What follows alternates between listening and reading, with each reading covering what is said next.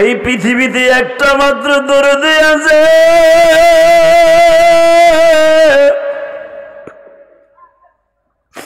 বিনা পয়সায় তোমার আমারে বাবা নিজে ভিজা জায়গায় ঘুমায়া তোমার আমার শুকনা জায়গায় ঘুম পড়াইছে। ওই ব্যক্তি আর কেউ নয়, দুই অক্ষরের নাম হলো মা। বাজান মা, মায়ের সাথে শুধু আর একটা আকার আছে, এই জন্য মা হয়ে গেল গো বাবা। এ পাবনা সুধানগরের জবাই রে,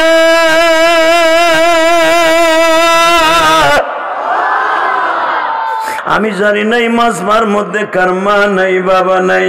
এখানে মেয়র সাহেব আছে, সভাপতি আছে, যাদের নামে এই মাদ্রাসা তারা আছে কিনা জানি না। আমার রব্বে কারিম বলেন, জিব্রাইল রে ইন্নাহু হুয়াস সামিউল বাসীর, আমার নবীর তুই কেমনে আমার বাড়িতে আনস, কেমনে রিসিভ করস, আমি আল্লাহ দেখতাছি শুনতাছি। আমার ইলমের মধ্যে আছে রে জিব্রাইল, আমি আল্লাহ সব দেখতাছি শুনতাছি, তুই আমার বন্ধুরে নিয়ে আসবি। বাজান এবার আমার দিকে তাকাবেন আর কানবেন। আমার নবী বাইতুল মুকাদ্দাস থেকে পাড়ি দিয়া, আমি সংক্ষেপে আপনাদের শোনাই দিতেছি বাবা। বাইতুল মুকাদ্দাস পাড়ি দিয়া সারা দুনিয়া ভ্রমণ করিয়া আমার নবীকে জাহান্নাম জান্নাত দেখাইবার পরে আমার রব্বে কারীম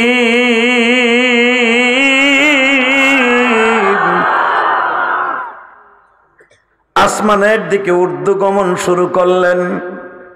মেরাজ শব্দের অর্থ সিঁড়ি লাগানো, ইসরা মানে ভ্রমণ করা বাবা। আমার নবীকে সারা দুনিয়া ইসরা করাইয়া, টুরিস্ট করাইয়া, ঘুরাইয়া মেরাজ শুরু করে দিলেন। আমার আল্লাহ সিঁড়ি লাগাই দিলেন। সিঁড়ি যখন লাগাইছে বাবা, প্রথম আসমানে আদম আলাইহিস সালামের সাথে দেখা হইল, দ্বিতীয় আসমানে ইয়াহইয়া ঈসা আলাইহিস সালামের সাথে দেখা হইল, তৃতীয় আসমানে মূসা আলাইহিস সালাতু ওয়াস সালামের সাথে দেখা হইল। ও বাজান রে,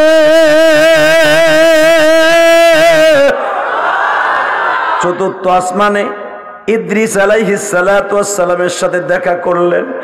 আমার নবী পঞ্চম আসমানে মূসা আলাইহিস সালামের বড় ভাই হারুন আলাইহিস সালামের সাথে দেখা করলেন। ও বাবা, পঞ্চম আসমানে যখন আমার নবী মূসা আলাইহিস সালামের বড় ভাইয়ের সাথে সফর করতেছে, মূসা আলাইহিস সালামকে আমার আল্লাহ বললেন, মূসা রে, তোর মাঝে আর আমার নবীর মাঝে 3000 বছরের ডিফারেন্স। এ মূসা, তোর পাহাড়ে বসে 3000 বছর আগে তুই আমার কাছে বলছি, আল্লাহ যদি উম্মতে মুহাম্মাদি বানাইতা, যদি একবার নবীরে দেখাইতা গো মালিক, মনের কষ্ট দূর করিতাম, মনের কষ্ট দূর করিতাম তোমার নবীকে দেখিয়া, যার লাগিয়া তামাম জাহান তুমি বানাইলা, যার লাগিয়া তামাম জাহান তুমি বানাইলা। নবী আমার জানের জান গো, নবী আমার প্রাণ, নবী আমার জানের জান গো, নবী আমার প্রাণ। যারে দেখলে জোড়াই যাবে মনের যত প্রাণ। বাজান এবার আমার দিকে তাকাবার কানবা। আমি জানি নাই মাহফিলে কার জানো মা নাই বাবা নাই গো বাজান। এই পৃথিবীতে একটা মাত্র দরদি আছে,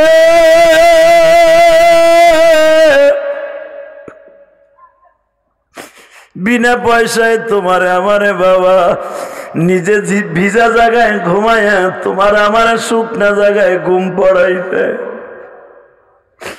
ওই ব্যক্তি আর কেউ নয়, দুই অক্ষরের নাম হলো মা। বাজান মা মায়ের সাথে শুধু আর একটা আকার আছে, এই জন্য মা হয়ে গেল গো বাবা। এ পাবনা সুদানা করে জমাইরে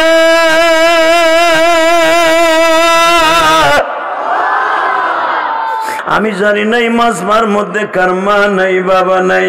এখানে মেয়র সাহেব আছে, সভাপতি আছে, যাদের নামে এই মাদ্রাসা তারা আছে কিনা জানি না।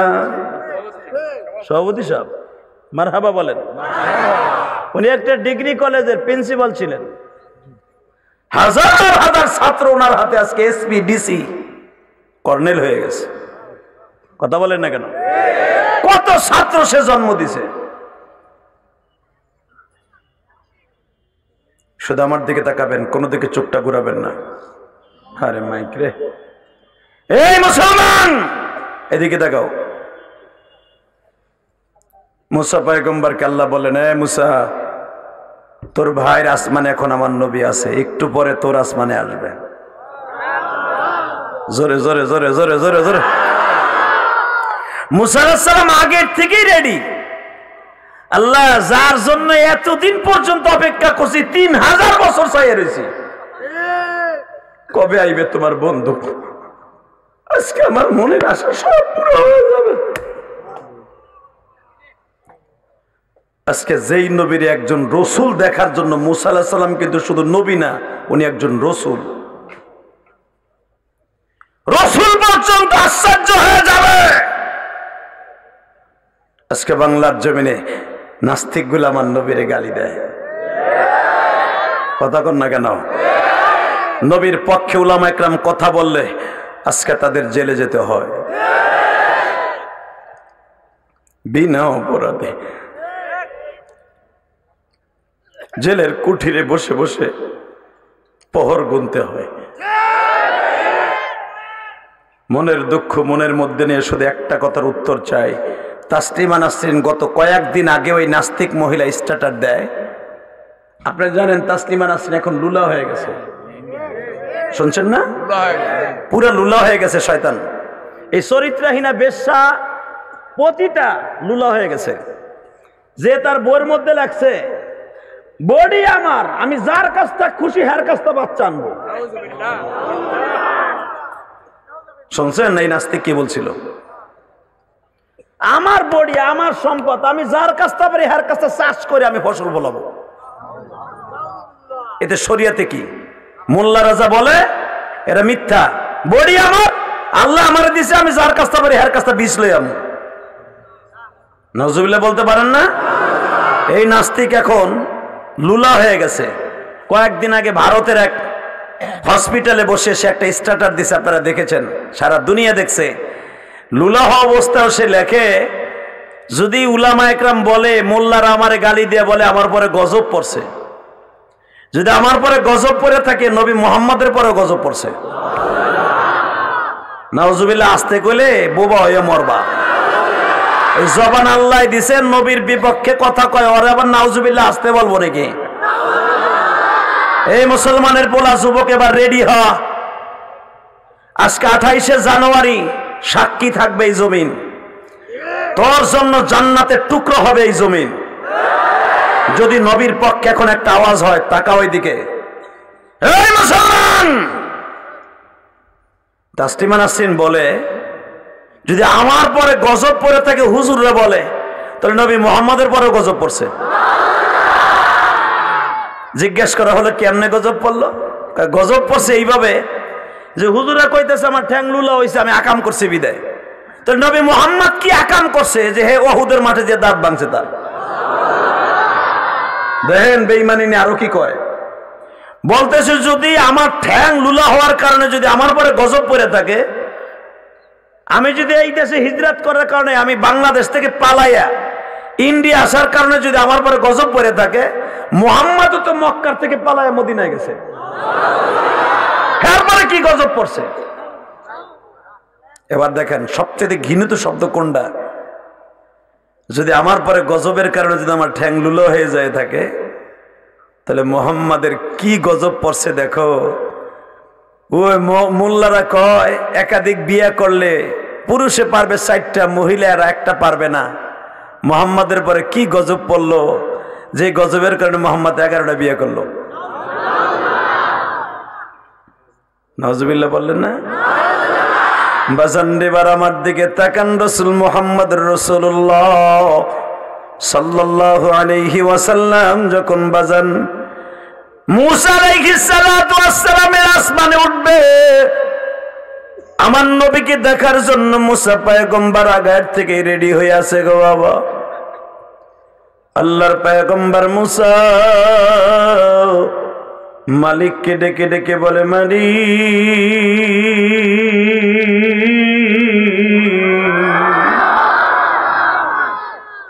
3000 বছর পর্যন্ত অপেক্ষায় রয়েছি তোমার নবীরে একবার দেখব।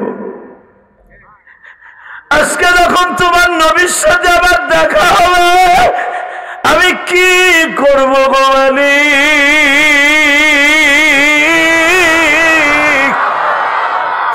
আমার আল্লাহ বললেন, মুসা তোর কিছু করতে হবে না, তুই শুধু চুপ করে দাঁড়িয়ে থাকবে, আমার নবী সব করবে। বাজান এখন দিলটা নরম করবেন, আমি দেখবো আমার নবীর জন্য কার অন্তরে এক ফোঁটা পানি আসে। আমার নবীর কথা শুনে যদি কারো চোখে এক ফোঁটা পানি জমিয়ে যায়, সে মেয়র হোক আর উপজেলার চেয়ারম্যান হোক, এই মাদ্রাসার সভাপতি হোক, আলেম হোক আর গায়ের আলেম হোক, আমার নবীর প্রশংসা শুনে যদি কারো চোখে পানি আসে বাবা, ওই মানুষটা কোনদিন জাহান্নামের আগুনে জ্বলবে না। ওই চোখ দিয়ে একবার হলো আমার নবীরে দেখতে পারবে গো বাজার।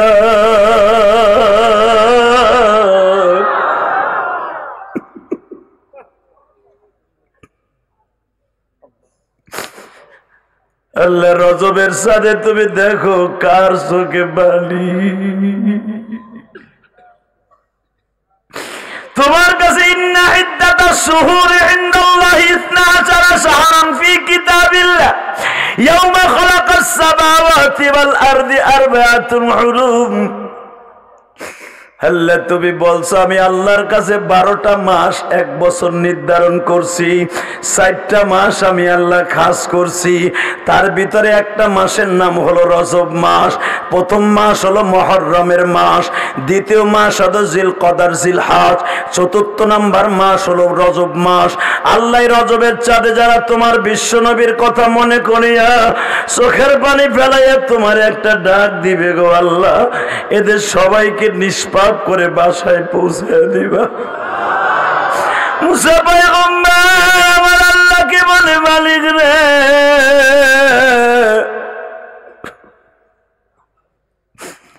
তোমার নবী আমার আসমানে আসবে, বলো আমি তারে কি আপ্যায়ন করব?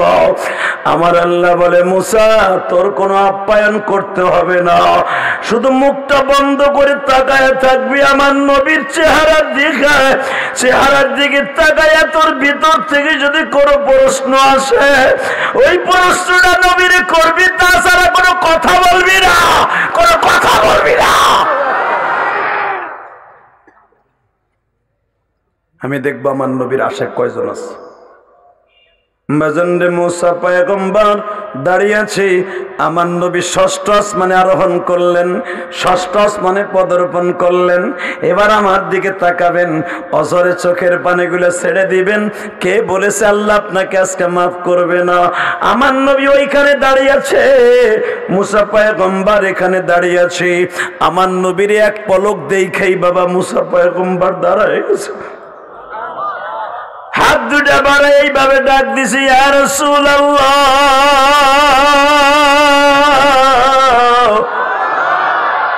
ইয়া হাবিবাল্লাহ মারহাবান ইয়া আখি সালেহ মারহাবান, স্বাগতম, শুভেচ্ছা, আল্লাহর রহমত, করুণা, বরকত আপনার পরে নাজিল হোক। নবী আমার সালাম দিয়ে বলে, ওয়ালাইকুম আসসালাম। ক্লিয়ার কর, এই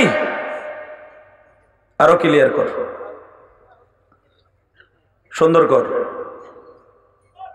মারহাবা বলেন, আরো ক্লিয়ার কর, আর একটা হালকা ভলিউম বাড়া, হালকা, একসাথে বলেন, মুসা আলাইহিস সালামের চাইতে দামি মানুষ কি বাংলার জমিনে এখনো একজন আছে?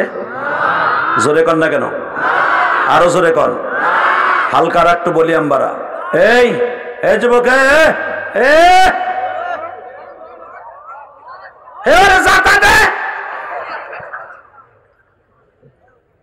কষ্ট হইতেছে? আর মাত্র 5 মিনিট কথা বলুন, 5 মিনিট পরে বিদায় নিয়ে চলে যাব। যদি এখানে বসতে হয়, যে সমস্ত আল্লাহর ওলিরা দাঁড়ায় আছেন, বসেন তো একটু, বসেন দাদা ভাইরা, বসেন। আপনাকে দুটো পায়ে হাত দিয়ে বলছি বসেন, আমরা খুব দাবি মানুষ, বসেন ভাই। এই যে দুলা ভাইরা, বসেন বসেন। আমি শালা কই নাই, দুলা ভাই কইছি, বসেন। আলহামদুলিল্লাহ বলেন। আমরা খুব ভালো মানুষ, আমি জানি পাবনার সুজানগরের থানাটা অনেক ভালো মানুষ। ওই পার হইলেই তো আমার ফরিদপুর, ঠিক না বেটি? আমি গোপালগঞ্জের সন্তান, আপনি পাবনার সন্তান। চলে যাবেন? আমি ভাবছিলাম আপনি থাকলে আবার দোয়া করে যেতাম, আপনি আবার মেয়র হইতেন। মেয়র সাহেব যদি চলে যায়, এটা কেমন দেখা যায় না? খারাপ দেখা যায় না? আমি আপনার সুবাদে অল্প সময় ওয়াজ করব, তবে দোয়াটা লয়ে যান আজকে। আপনি তো মনে হয় অবশ্যই আমার শাশুড়ির দল করেন, আমি দেখছি। কারণ ওই পরিবারে যখন বিয়ে করছি, বাড়িও যখন আমার ওইখানে, আমি যদি কালকে যে কই ওই পরিবারে দেখ মেয়র আমার তুই গেছে রাজশাহী, আর জনগণও কইব কেমন দেখা যায়, চেয়ারটা খালি হয়ে যাবো না? হ্যাঁ কি কন? মেয়র সব থাও, রাজি আছেন আপনারা? জোরে কন। তাহলে বেটার আবার ভোট দিবেন তো? দেন কি আপনার ইলেকশন করে দিতে, আপনি তো একটা আমার দেন নাই। ইনশাল্লাহ বলেন তো? আল্লাহু আকবার জোরে বলেন। তবে মেয়র সাহেবের সম্মানার্থে আমি আজকে অল্প কথা বলবো, কিন্তু কথা কিন্তু কম হয় নাই। 11টা হয়ে গেছে, জোরে কান মারহাবা। 9:45 বয়ান শুরু করছি, শুধু একটা আওয়াজ দিয়ে বলবেন এই জমিনের মালিককে। মেয়র সাহেবকে সাক্ষী রেখে বলবো, আপনার এই পৌরসভার ভিতরে যদি এমন নাস্তিক জন্ম নেয় যে মাদ্রাসার বিরুদ্ধে, আলেমদের বিরুদ্ধে কথা কয়, পরে আপনার পরিষদের ভিতরে নিয়ে বাইরে লুলা বানাই ফেলাবেন। রাজি আছেন না ভাই? কাকে রাজি আছেন? আল্লাহ কিন্তু হাত দেখায় না।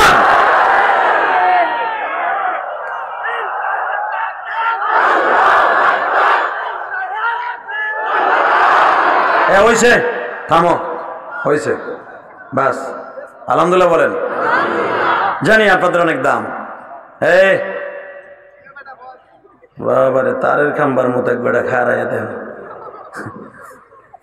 একসাথে বলেন, কষ্ট হইতেছে? এবার আমার দিকে তাকাবেন দাদা ভাই। হ্যাঁ, আপনি আমার দিক যদি তাকায় থাকেন না, আমি তো গুনাহগার আলেম, আমার মতো গুনাহগার এখানে একজনও নাই। সবাই আপনারা দামি মানুষ, আমি গুনাহগার। কিন্তু আমার দিক তাকায় থাকলে আপনার একটা আজকে উপকার হবে, সেটা হলো যে কোনো মুসাফির আলেমের দিকে যদি কেউ তাকায় থাকে, আর সে যদি মনে করে মান আকরামা আলিমান কাআন্নামা আকরামানি, আল্লাহ একজন আলেমের সম্মানে তাকায় রইলাম, সেজন্য আমার নবীর দিকে তাকায় রইল। আর আমার নবীর দিকে যে তাকায় থাকবে, আল্লাহ তার চোখের জ্যোতি বাড়ায় দেবে।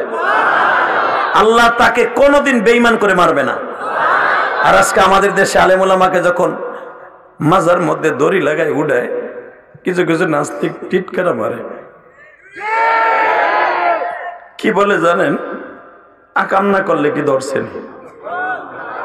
মুসা আলাইহিস সালাম 4 বছর জেল খাটছে, আমার নবী 4 বছর জেল খাটছে, ইউসুফ আলাইহিস সালাম 13 বছর জেল খাটছে। হেরা কি আকাম করে জেল খাটছে? বলো। তুই যদি একবার মনে আনর যে ইউসুফ আলাইহিস সালাম জুলাইখার লাগে আকাম করে জেলখানা গেছে, সাথে সাথে তুই কাফের হয়ে যাবি।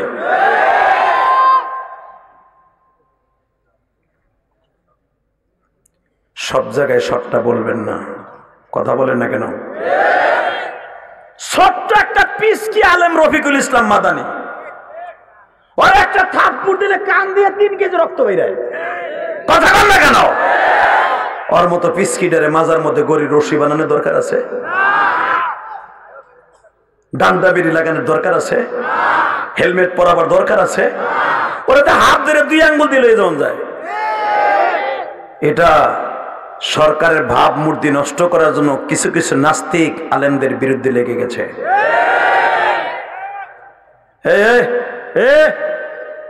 ও যদি জায়গা না, আমি ওয়াজি করবো। আর কেন দেবে? যাতাতে মকাটারে তাই না দিকান আমি আর ওয়াজি করব না। আল্লাহুম্মা আমিন। সভাপতি ডরে বইছে। আলহামদুলিল্লাহ বলেন। এমনি মন মেজাজ খারাপ, মাইকের হলো এই অবস্থা। শুধু আমাদের দিকে তাকান বাবা। আল্লাহর পয়গম্বর মুসা মনের আনন্দে আমার নবীর বুকের মধ্যে সাইফা ধরলেন। আরে আমার নবীর যদি জীবনে একদিন পাইতাম স্বপ্নের ভিতরে, বাবা আপনি কি করতেন বাবা? আমার জীবনটা দিয়ে দিতাম আমার নবীরে, ঠিক না বেঠিক? বাজান রে, মুসা পয়গম্বর যখন আমার নবীকে পাইলেন বুকের মধ্যে, আমি দেখবো এখন আপনি যদি আমার নবীরে বুকের মধ্যে পাইতেন। পাবনা সুজানগরের বাইরে 28শে জানুয়ারি তুমি মনে মনে ভাবো স্বপ্নের ভিতরে আমিও মুসা নবীর মতো আমার নবীর বুকে একবার জড়িয়ে ধরে আদর করব।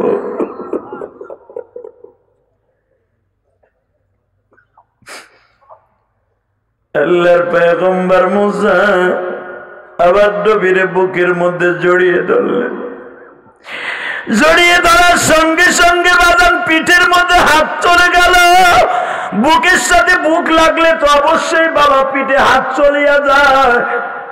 মুসা পয়গম্বর নবীর আঙ্গা দিয়ে এইভাবে ধরছে, পিঠের মধ্যে হাত দুটা চলে গেছে। হাত দুটা যাইতে দেরি আছে, মুসা পয়গম্বর লাফ দিয়ে উঠছে। নবীজি এই পিঠের মধ্যে এই দাগ গুলা কিসের? এই দুই ঘাড়ের মাঝখানে কয়েকটা ছিদ্র দেখতেছি, এই ছিদ্রগুলা কিসের গো নবী? এই কথাটা বলতে দেরি আছে, আমার নবীর ঠোঁট বেয়ে বেয়ে বাবা পানি পড়তেছে। মুসার এই যে পিঠের মধ্যে বলতেছে এইগুলা কিসের দাগ? আমি আল্লাহর বাড়িতে বেড়াইতে আসার 1 মাস আগে আমি তায়েফের জমিনে গেছিলাম রে মুসা। তায়েফের একটা ছেলে প্রথম আমারে ঘুষি দিয়ে ঠোঁটটা ফাটায় দিছে। আমার পাবনা সুজানগরের বাজান্দা রজবের সাথে আমার আল্লাহকে দেখায়া দাও গো।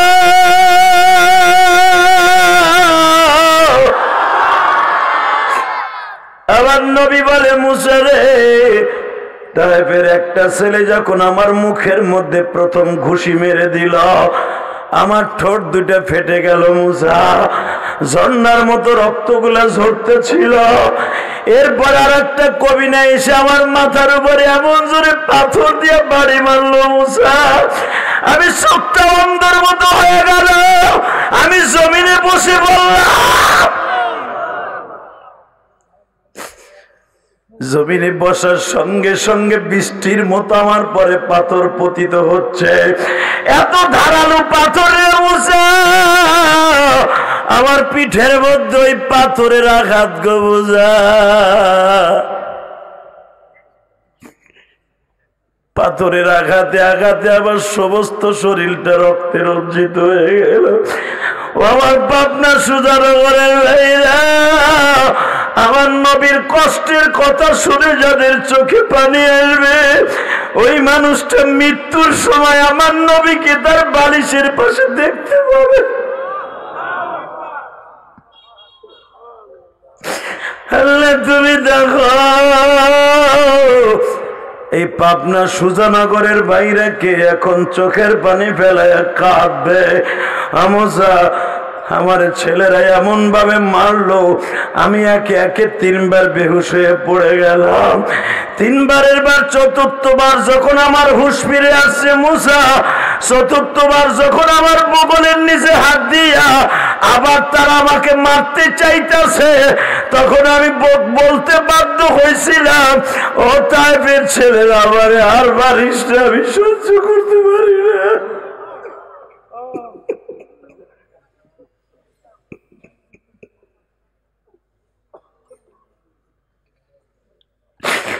আল্লাহ দেখো আমার ভাইরা কাঁদে।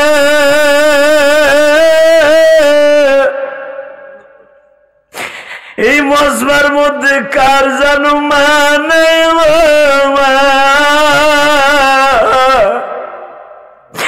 এই যে ডাইন পাশে, আমার ডাইন পাশে কবরস্থান মালিক, এই কবরে কার জানো মা ঘুমিয়ে যায়।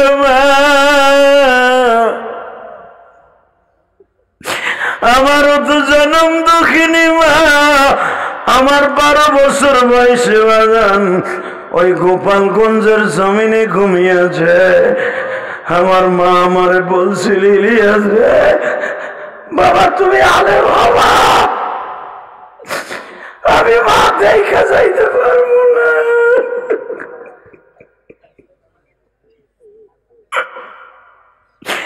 আল্লাহ রাসূলের সাথে আমার কোন আলেম ভাইরা কাঁদে আমি জানি না, কোন তালবে আলিমরা সামনে বসে কাঁদে আমি জানি না, তবে আমার মতো যাদের মা নাই গো,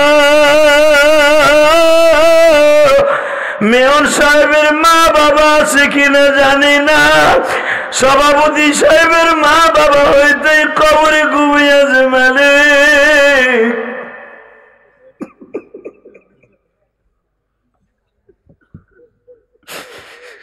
এই হেফজ খানার খাতিরে তাদের কবরটা জান্নাতের বাগান।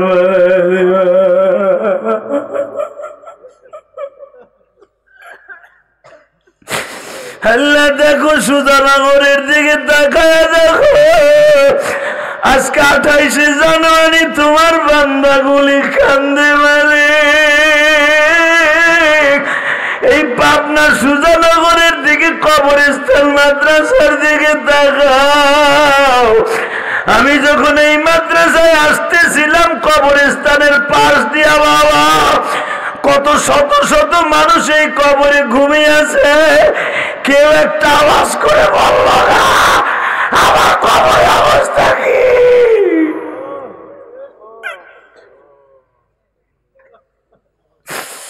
আল্লাহ আমার ভাইদের যাদের মা বাবা কবরে, একটু মায়া করে মাফ করে দাও না আল্লাহ।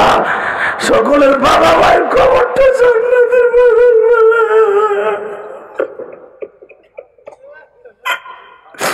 আমার নবীও তাবেনার কবরের পাশে দাঁড়াইয়া বদরে যাইবার সময় মা কবরের মাটিটা বুকের মধ্যে নিয়ে বলছিল, মা গো মা, আমি তোমার মোহাম্মদ মদিনায় আসছি গো মা, ও মা তুমি কবরে কেমন আছো আমি জানি না মা।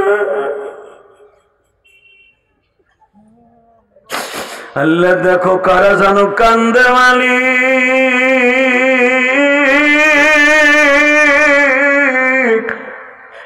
মর্মত দরদি যুবক, মর্মত দরদি যুবক এই জমিনে নাই,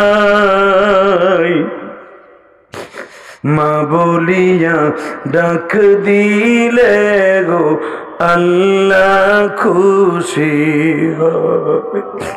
বাজান তুমি এই সভাপতির জিজ্ঞেস করে দেখো, এই আল্লাহর বান্দা যখন মেট্রিক পরীক্ষা দিবে তার মা তার পড়ার টেবিলের পাশে বসেছিল। তোমাদের মেয়র সাহেব যখন মেট্রিক পরীক্ষা দিবে, আইএবে অনার্স পাস করবে বাবা, মা চাকরানির মতো ডিউটি করছে, আর সেই মা যাদের আজকে কবরে, মালিক তুমি আমার মায়ের ডিউটি দিয়া রাখো মালিক।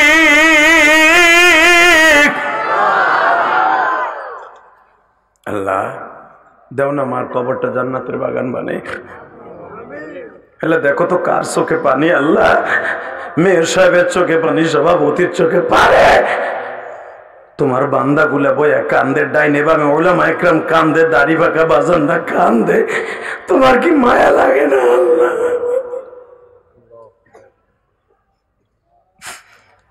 আল্লাহ যারা দাঁড়াইয়াছে বসে আছে প্রত্যেকের বাবা মাকে তুমি মাফ করে দাও, জোরে কেন আমিন, আরো জোরে বলো আমিন।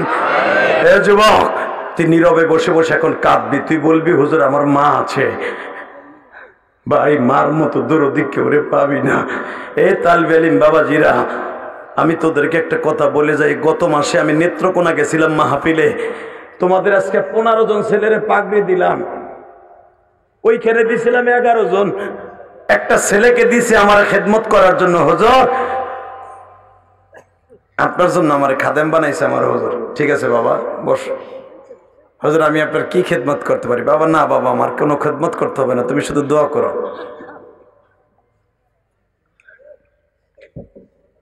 আমি কোনো তালবে ইলমের দ্বারা খেদমত নেই না। অনেক বক্তা আছে তালবে ইলমদের কাছে খেদমত নেয়, স্বাভাবিক নিতে পারে, কারণ এই তালবে ইলমগুলো ডাইরেক্ট আল্লাহর ওলি। যারা কোরআনের হাফেজ এদের সিনা কোনোদিনও পৌঁছবে না, এটা ডাইরেক্ট জান্নাতে চলে যাবে। মারহাবা বলতে পারলেন না? এদেরকে যারা লজিনদাইকে হাফেজ বানাবে, সর্বপ্রথম আমার আল্লাহ হাফেজের লজিনওয়ালা লজিন ওলিকে নুরির টুপি পরাবে। জান্নাতের নুরির টুপি পরে মাওলাই কারীম তাকে জান্নাতে ঢুকাই দেবে। কত দাম একজন হাফেজের! তো এই হাফেজটা আমার বলতেছে হুজুর আমি আপনার মাথায় একটু তেল দিয়ে দেই। খুব জোরাজোরি করতেছে। আমাকে দে বাবা। বাজানরে যখন আমার মাথায় তৈল মালিশ করে দিতেছে, হঠাৎ করে দেখি ছেলেটার চোখ দিয়ে পানিগুলা বাবা দর দর করে পড়তেছে। আমি জিজ্ঞেস করলাম তুই কান্দস কা বাবা, তোর কি পেট ব্যথা করতেছে? বলে না হুজুর, হুজুর একটা মাত্র কারণে আমার চোখ দিয়ে পানি পড়তেছে। কয় কেন? হুজুর আমার মা আমারে মাদ্রাসায় ভর্তি করে দিয়ে 1 বছর পর মারা গেছে। হুজুর আপনার আম্মাও শুনছি ইউটিউবের মধ্যে ওয়াজের মধ্যে আপনার মাও বলে আপনারে 1 বছর পরে মারা গেছে। হুজুর আজকে আপনি 11 জন আমার হাফেজ ভাইদের মাথায় পাগড়ি দিবেন, আপনি আমার মাথায় তো পাগড়ি দিবেন। হুজুর আমার পাগড়ি পেছাই দিলে আমার পাগড়ি কে দেখবো? আমার তো মা নাই। ওই ছেলেটার কথা বাজার আমার মুখটা শুনলে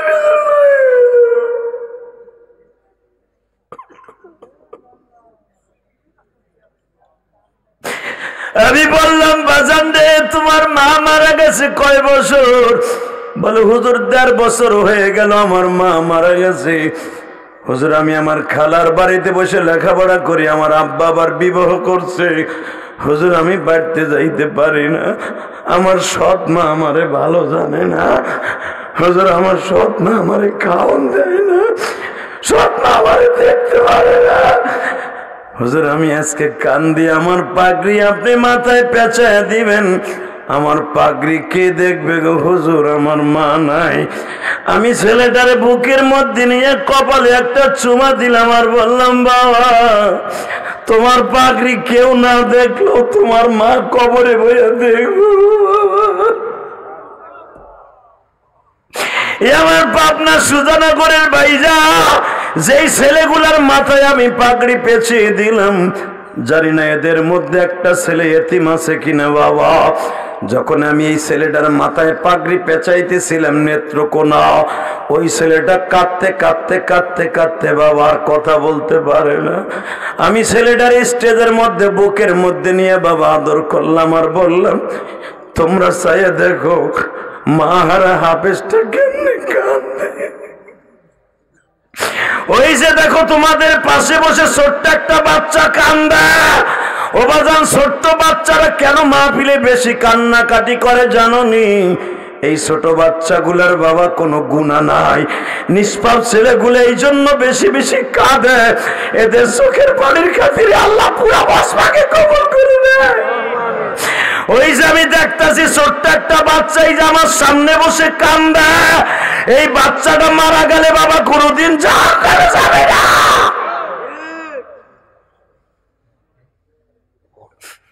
আমি শুধু আপনাদের খেদমতে বলবো এই মাদ্রাসায় বাবা কত কোরআনের হাফেজ আছে, এতিমখানায় পড়ে বাবা মাও নাই বাবাও নাই। অনেকের মা আছে বাবা নাই, অনেকের বাবা আছে মা নাই। এই এতিমদের চেহারার খাতিরে আমার আল্লাহ এই কবরবাসীদেরকে মাফ করে দিবে। আমার নবী যখন বললেন মুসারে আমার তায়েফের ছেলেগুলা 4 ঘন্টা মারছে, 4 ঘন্টা পরে যখন বেলা 4টার সময় আমার হুঁশ ফিরে আসছে, আমার বগলের নিচে হাত দিয়ে আবার আমারে খাড়া করছে মারবে। তখন আমি বলছিলাম তায়েফের ছেলেরা আমারে আর মারিস। বাজান এই রজবের চাঁদে মুসা পয়গম্বরের সাথে আমার নবীর কথোপকথন হইলেন। এখন একটা আওয়াজ দিবা পাবনা সুজাতনের ভাইরা, তোমাদের চোখে পানি, আমারও চোখে পানি। এই মাদ্রাসার সভাপতি, প্রধান অতিথি, বিশেষ অতিথি যারাই বসছে বাজান, সকলের চোখের পানি। আমার মওলারে এখন একটা আওয়াজ দিয়ে দেখায় দিবা। আমার নবী যখন বললেন মুসা রে, শুধু আমার তুমি ঠোঁটটা দেখলার, কপালটা দেখলা, জামাটা উঠাইয়া দেখবা না, আমি দেখবো আশিকে রাসূল কয়জন আছে। আমার নবী জামাটা উঠাই দিয়ে বলে মুসা রে দেখো তাইবের ছেলেগুলা কিভাবে আমারে মারছে।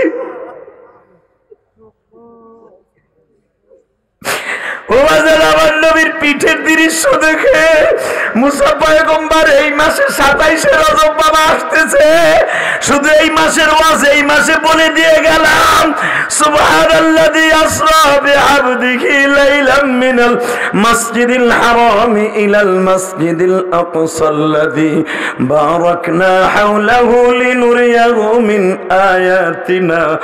বাজানরা আমার নবীর কথা শুনে যাদের চোখ দিয়ে এক ফোঁটা মাছির মাথার মতো পানি পড়ছে, ওই মানুষটা কোনদিন জাহান্নামের আগুনে জ্বলবে না।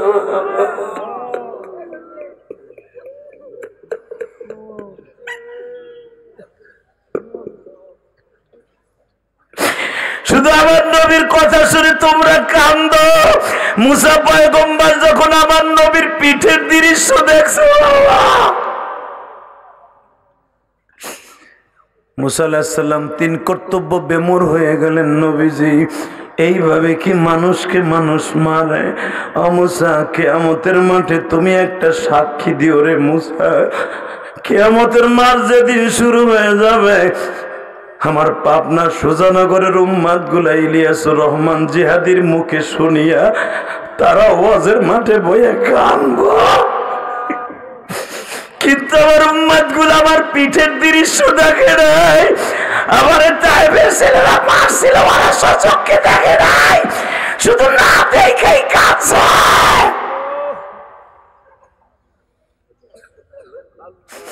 আল্লাহ দেখো ছোট্ট ছোট্ট বাচ্চাগুলি কান্দে, আমার স্কুল কলেজের বন্ধুরা, কোরআন প্রেমিক বন্ধুরা কান্দে। যারা এখন রক্ত গরম করে তোমার নবীর জন্য একটা আওয়াজ দিবে, প্রত্যেকের বাবা মাকে তুমি এখন মাফ করে দিবা। মুসা আমারে মারতে মারতে যখন বেহুশ করে শেষ হয়ে গেল, তাইবের একটা ছেলে বলল আর মারুম না, এই রাত্রি তুমি এই দেশ ছাইরা চলে যাইবা। মুসারে একমাত্র আমার কোরআনকে প্রতিষ্ঠার জন্য মার খাইছি, আজকে কোরআনের বিরুদ্ধে, আলেমের বিরুদ্ধে, মাদ্রাসার বিরুদ্ধে যেই নাস্তিক কথা বলবে ওরে মারতে মারতে লুলা বানায় ফেলবো। কাকে রাজি আছো? আল্লাহকে দু হাত তুলে দেখায় দাও।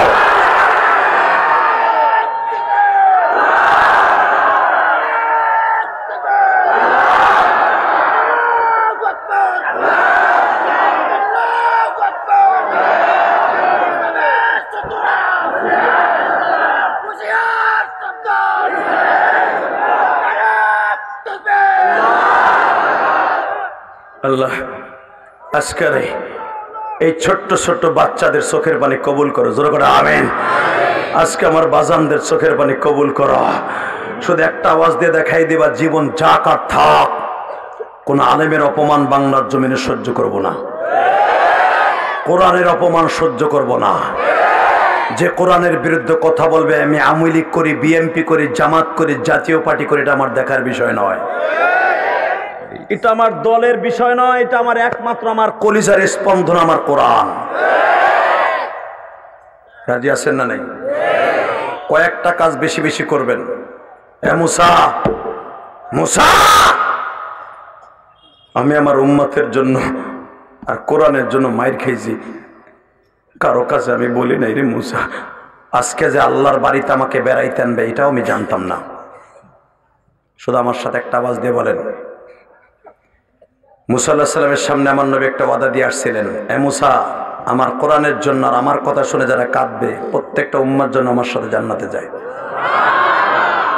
তাহলে নবীর সাথে জান্নাতে যাওয়ার নিয়ত আছে না নাই? সবাই আছে? কার কার আছে দেখে আল্লাহকে হাত উঠে দেখান তো, কে রাজি আছেন? আল্লাহ কবুল করেন, জোর করে আমিন। এই মাইকের বাজারও বাড়া, এইদিকে তাকান, নামান হাত। মেয়র সাহেবকে সামনে নিয়ে বলবো, তাকে আমি বসিয়ে রেখেছি, শুধু আমার সাথে ওয়াদা দিবা মোনাজাত করার আগ পর্যন্ত কেউ ময়দান ছেড়ে যাবা না। কে কে রাজি আছো দেখে আল্লাহকে হাত তুলে দেখাও। মোনাজাতের আগে একটা লোক ময়দান ছেড়ে যাবা না। আল্লাহ তুমি দেখো, আল্লাহ তুমি দেখো, আল্লাহ তুমি সাক্ষী থাকো, এই প্রত্যেকটা মায়ের সন্তানকে তার মাকে মাফ করে দিবা। আল্লাহ এদেরকে নবীর গাড়িতে জান্নাত নসিব করে দিবা। নামান হাত, শুধু আমার দিকে তাকাবেন, কোনো দিকে তাকাবেন না। এই মুসলমানের পোলা আমার সাথে ওয়াদা দিয়েছেন মোনাজাতের আগে কেউ ময়দান ছেড়ে যাবে না, ইনশাআল্লাহ।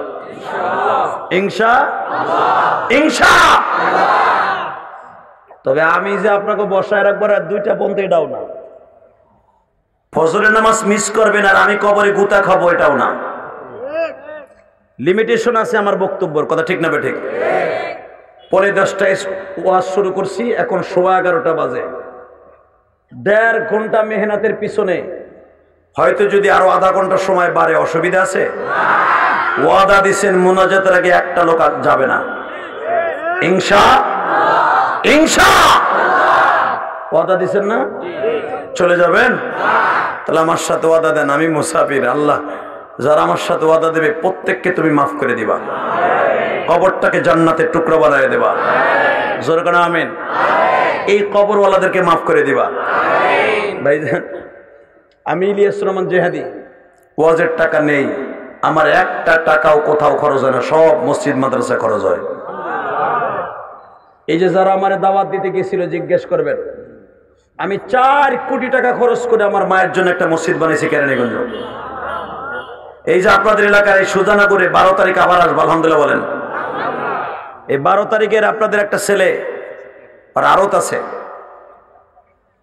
শ্যামবাজার, ও আসে না চলে গেছে? এই ও দেখে আসছে আমার মসজিদ, জিজ্ঞেস করবেন। আমি জায়গাটাই কিনছি 1,20,00,000 টাকা দিয়ে, কারো কাছ থেকে 20টা পয়সাও আমি নেই। এই পর্যন্ত আমার মসজিদে 4 কোটি টাকা চলে গেছে, আমি কারো কাছ থেকে 1 বছর সিমের চাইয়ে নেই। যদি কেউ ইচ্ছা করে দিছে তাহলে নিছি, আলহামদুলিল্লাহ বলেন না? আমার রক্ত পানি করা পয়সা দিয়ে 4 কোটি টাকা চলে গেছে, আপনাকে ওয়াজের টাকাটাও মসজিদে চলে যাবে। সব বক্তাকে এক পালায় মাপবেন না। এই মসজিদটা কেন করছি জানেন? একমাত্র আমার মা আমাকে বলেছিল, আমি যখন মাদ্রাসায় পড়ি, আমার 12 বছর বয়স, ইলিয়াস রে তুই যদি কোনোদিন টাকার মালিক হস, একটা মসজিদ মাদ্রাসা করিস। তা আমি 12 বছরের বালক, আমি বড় হব না, গরিব হব না, মরে যাবো, আমি কেমনি বুঝি? কিন্তু আমার মা জানতেন, কারণ আমার মা ছিলেন আল্লামা শামসুল হক ফরিদপুরের হাতে গড়া ছাত্র ছিলেন আমার নানা। এর পিছনে কে কথা বলে বর্ডার বর্ডার করে? ফার্স্ট টু লাস্ট কথা বললো মেয়ে এখানে। এই ইলিয়াস রহমান জেহাদি আলেম পরিবারের ছেলে, জাহেল পরিবারের ছেলে নয়। আমার নানা ছিলেন গোপালগঞ্জের মধ্যে স্বনামধন্য আলেমদের মধ্যে একজন। মানে শহীদুল ইসলাম ছিলেন আমার নানা, আল্লামা শামসুল হক ফরিদপুরের হাতে গড়া ছাত্র আমার নানা। আমি তার নাতিন। আমার মা জানতেন আমার ইলিয়াসকে আল্লাহ হয়তো একদিন টাকার মালিক বানাবে। বাবা, আমি আমার মায়ের ওসিয়তটা পালন করার জন্য 4 কোটি টাকা খরচ করে একটা মসজিদ বানিয়েছি। আর আমার আল্লাহ বলেছেন হাদিসে কুদসি, যদি হাদিসে কুদসি না হয়তো ডাইরেক্ট আল্লাহর কথা হলে এটা কোরআন হয়ে যেত। মান বানা লিল্লাহি মাসজিদান বারাল্লাহু লাহু বাইতান ফিল জান্নাহ। যে আমার আল্লাহর ঘর, আমি আল্লাহর ঘর বানাই দেবে, আল্লাহ তাকে জান্নাতে ঘর বানাই দেবে। আল্লাহর ওয়াদা। তা আমি আমার মায়ের জান্নাতের ঘর করার জন্য আমি মসজিদ বানাইছি। এখানে আপনারা জান্নাতে ঘর করার জন্য মাদ্রাসা করেছেন। এখানে ছাত্র ধরে না বাবা, এত পরিমাণ ছাত্র, আলহামদুলিল্লাহ বলতে পারলেন না? বছরে যদি 15 জন ছেলে কোরআনের হাফেজ হয়, এই 15 জন, একটা কবর ওয়ালাকেও আল্লাহ কবরের জাহান্নামের আগুন দিয়ে জ্বালাইতে পারে না, পারে না, পারে না, পারে না। আমি বলে গেলাম আমি মুসাফির।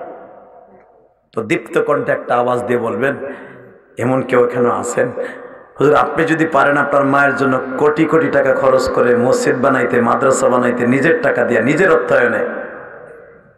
হুজুর আমার মা দুঃখিনী, আজকে দুনিয়ায় নাই, আমার বাবা নাই, টাকা পয়সা আছে কিন্তু আমার মা নাই। এখানে মেয়র সাহেব আছেন, এখানে 34 ফিট বাই 24 ফিট একটি নতুন বিল্ডিং এর দরকার ছাত্রদের জন্য। আলহামদুলিল্লাহ বলেন। ও 64 ফিট বাই 24 ফিট একটা বিল্ডিং এর খুব দরকার বাবা। শুধু আপনাদের দুইটা পাও ধরে বলবো, আমি জানি না এখানে কোন আল্লাহর বান্দা তার মায়ের জন্য জান্নাতের একটা ঘর করে দেবে। মালিক যারা দাঁড়াবে প্রত্যেককে তুমি জান্নাত না দিয়া এখান থেকে বিদায় করবা না। মোটামুটি আগের বক্তা কালেকশন করেছে, আসলে প্রধান বক্তা দিয়ে কালেকশন করাইতে নাই।